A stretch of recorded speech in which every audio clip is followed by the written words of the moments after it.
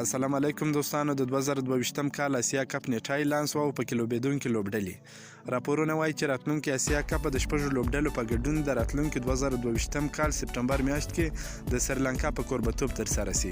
په یادو سیالیو کې به د اسیا د 5 بشپړ غړیتوب لرونکو هیوادونو یعنی افغانستان، هند او پاکستان، سریلانکا او بنگلادیش ترڅنګ یوه د غوراوي له پړاو څخه راغلې لوبډله به ګډون کوي. ویل کېږي چې د غړو هیوادونو ترمنځ په دې موافقه شوې ده چې د هند غوره لیګ 15 پړاو وروسته او په استرالیا کې د شلوريز نړیوال جام له پیلېدو وړاندې به له 100 کلونو راهیسې ځنډېدلی اسیا کپ وشي.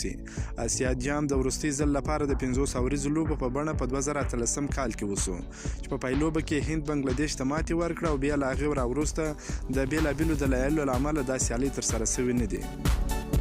د یادولو وړ ده چې راتلونکي کال شلوریزه جام ته به د ښه چمتووالي په مخه د اسیا کپ سیالۍ هم په شلوریزه بڼه ترسره شي او ورپسې کال چې ښایي په پاکستان کې یادې لوبې وشي هغه به بیا په 50 اوریزه فارمټ کې ترسره شي.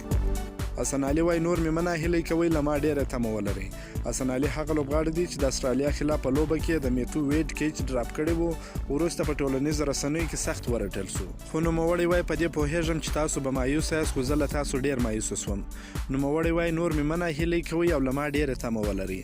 حسن علي د هغه مینوالو څخه هم مننه وکړه چې په دې سختو حالاتو کې د هغه ملاتړ کړی دی او د ډاډګرنې پیغامونه یې ورلېږلي دي. د یادونې وړ ده چې د پاکستان او استرالیا خلاف د لوبې بایللو وروسته له نړیوال جامه پاکستان بهر شو. که مو دا ویډیو خوښه شوې ویډیو در سره لایک کړئ، که په دې چینل کې نوی د چینل هم در سره سبسکرایب کړئ. د نور تازه معلومات لپاره هم زموږ سره اوسئ. تر بلې ویډیو پورې د الله په امان.